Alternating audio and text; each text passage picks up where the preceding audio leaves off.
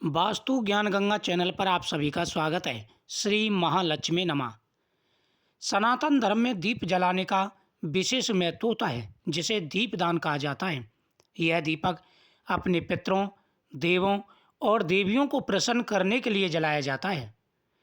दीपक अंधकार को दूर करके प्रकाश फैलाता है।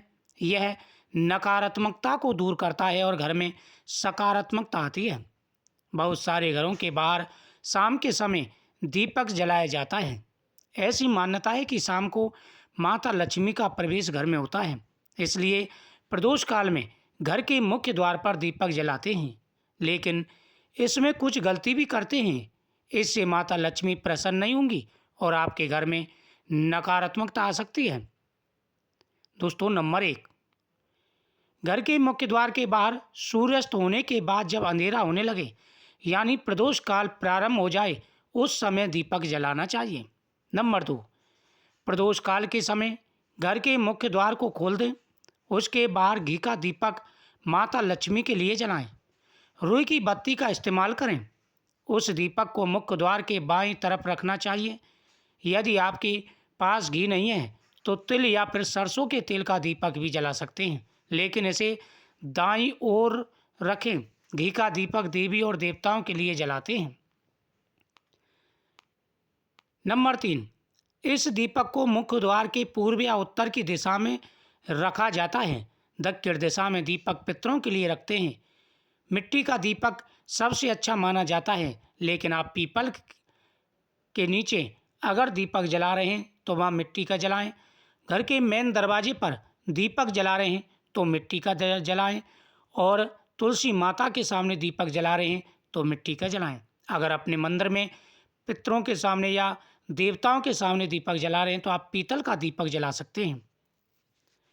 जहाँ पर दीपक रखें वहीं पर एक लोटे में या गिलास में पानी भी रखें। जब मंदिर में आप भगवान के सामने दीपक जला रहे हों तो दीपक के साथ साथ एक गिलास या लोटे में पानी भर के भी रखना चाहिए। दीपक जलाने से अंधकार दूर होगा और जल नकारात्मक शक्तियों को नष्ट करता है।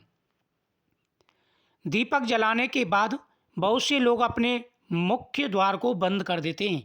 ऐसा नहीं करना चाहिए। यदि माता लक्ष्मी के आगमन के लिए दीप जलाया है और द्वार बंद कर दोगे तो माता घर में प्रवेश कैसे करेंगी? इसलिए जब आप दीपक जलाएं तो थोड़ी देर के लिए द्वार को खुला भी रखें। इससे माता लक्ष्मी घर में प्रवेश करती हैं। दीपक जब जला रहे हों तो दीपक को बहुत से लोग सीधा ज़मीन पर रख देते हैं। ऐसा नहीं करना चाहिए। अगर सीधा ज़मीन पर दीपक रख देते हैं तो दीपक दरिद्रता लाता है, और अगर दीपक को आसन देते हैं, चाहे आप पुष्प रख दीजिए, चावल रख दीजिए, अनाज रख दीजिए या किसी पात्र में दीपक रखिए, अगर दीपक को आसन दे करके दीपक रखते हैं तो घर में सुख, समृद्धि, वैभव और माता लक्ष्मी का वास होता है। भगवान के सामने दीपक जलाते समय भी दीपक के नीचे चावल रखने चाहिए और भगवान से हाथ जोड़ कर के प्रार्थना करनी चाहिए कि हे प्रभु, हमारे दीपदान को स्वीकार करें। पितरों के सामने दीपक जलाते समय दीपक के नीचे आपको पुष्प रखने दे चाहिए। पुष्प दीपक के नीचे रखने से पितृ प्रसन्न होते हैं। कई जगह की कमी के कारण लोग मुख्य द्वार के पास ही जूते, चप्पल या कोने में कूड़ेदान रख देते हैं। काफ़ी जगह ऐसा होता है, वहीं पर आप दीपक जला रहे हैं, वहीं पर मुख्य द्वार के सामने जूता चप्पल रख देते हैं और मुख्य द्वार के पास ही कूड़ादान भी रख देते हैं। तो समझ लेना, ऐसे घर में कभी तरक्की नहीं होती है। ऐसे घर में लोग बीमार रहेंगे, दुखी रहेंगे और दरिद्री रहेंगे। ये वास्तु शास्त्र के हिसाब से शुभ नहीं माना जाता और नकारात्मकता पैदा होती है। जूते चप्पल का संबंध शनिदेव से माना जाता है। इससे आप उस स्थान पर शनि की उपस्थिति को बढ़ा देते हैं। अपने घर के मुख्य द्वार को सजा कर रखें। दीपक जब शांत हो जाए उसे उठाकर ऐसी जगह पर रख दें जहां उसे पैर ना लगे। तो दोस्तों, दीपदान का विशेष महत्व होता है। इस प्रकार से अगर आप दीपक जलाते हैं तो घर में सुख और समृद्धि आएगी।